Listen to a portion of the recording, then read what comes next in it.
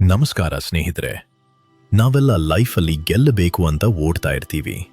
ಆದರೆ ಎಂದಾದ್ರೂ ಯೋಚಿಸಿದ್ದೀರಾ, ನಾವು ಗೆಲುವು ಅಂತ ಯಾವುದನ್ನ ಅಂದ್ಕೊಂಡಿದ್ದೀವೋ ಅದು ನಿಜವಾಗ್ಲೂ ಗೆಲುವ ಅಥವಾ ಬರೀ ಭ್ರಮೆನ? ಧಮ್ಮಪದದ 11ನೇ ಮತ್ತು 12ನೇ ಶ್ಲೋಕದಲ್ಲಿ ಬುದ್ಧ ನಮ್ಮ ಸೋಲಿಗೆ ಮುಖ್ಯ ಕಾರಣ ಏನು ಅಂತ ಹೇಳ್ತಾರೆ. ಇದು ತುಂಬಾನೇ ಪವರ್ಫುಲ್. ಅಸಾರೆ ಸಾರಮತಿನೋ ಸಾರೆ ಚಾಸಾರದಸ್ಸಿನೋ ತೇಸಾರಂ ನಾಧಿಗಚ್ಚಂತಿ ಮಿಚ್ಛಾ ಸಂಕಪ್ಪ ಗೋಚರ.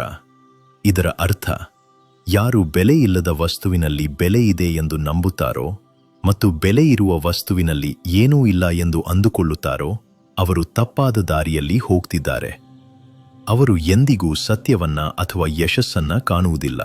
ಒಂದು ಸಿಂಪಲ್ ಉದಾಹರಣೆ ತಗೊಳ್ಳಿ. ನಾವು ಸೋಷಿಯಲ್ ಮೀಡಿಯಾದಲ್ಲಿ ಲೈಕ್ಸ್ ಬಂದ್ರೆ ನಾನು ಗ್ರೇಟ್ ಅಂದ್ಕೋತೀವಿ. ಆದರೆ ನಮ್ಮ ಹೆಲ್ತ್, ನಮ್ಮ ಅಪ್ಪ ಅಮ್ಮನ ಜೊತೆಗಿನ ಟೈಮ್, ನಮ್ಮ ಮನಃಶಾಂತಿ ಇದನ್ನ ವೇಸ್ಟ್ ಅಂತ ಕಡೆಗಣಿಸ್ತೀವಿ. ಯಾವಾಗ ನಮ್ಮ ಪ್ರಯಾರಿಟೀಸ್ ಉಲ್ಟಾ ಆಗುತ್ತೋ ಆಗ ಜೀವನದಲ್ಲಿ ದುಃಖ ಶುರುವಾಗುತ್ತೆ. ಆದರೆ ಮುಂದಿನ ಶ್ಲೋಕಗಳಲ್ಲಿ ಬುದ್ಧ ಪರಿಹಾರವನ್ನ ಹೇಳ್ತಾರೆ. ಒಂದು ಚೆನ್ನಾಗಿ ಕಟ್ಟಿದ ಮನೆಗೆ ಮಳೆ ನೀರು ಇಳಿಯೋದಿಲ್ಲ.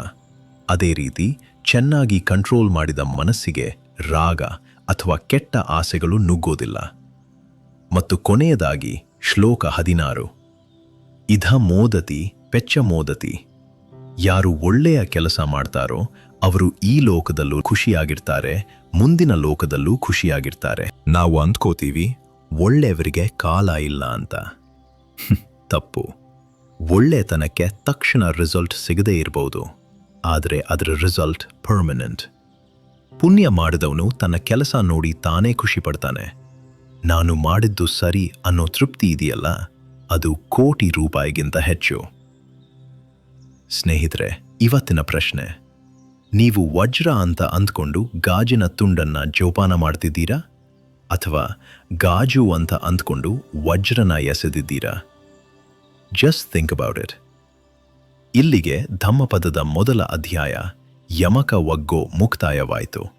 ಮುಂದಿನ ವಾರ ಅಧ್ಯಾಯ 2 ಅಪ್ಪಮಾದ ಒಗ್ಗೋ ಜಾಗರೂಕತೆ ಜೊತೆ ಸಿಗೋಣ. ಈ ಸೀರೀಸ್ ನಿಮಗೆ ಇಷ್ಟ ಆಗಿದ್ರೆ ಕಮೆಂಟ್ಸ್ ಮಾಡಿ ತಿಳಿಸಿ. ನಮಸ್ಕಾರ.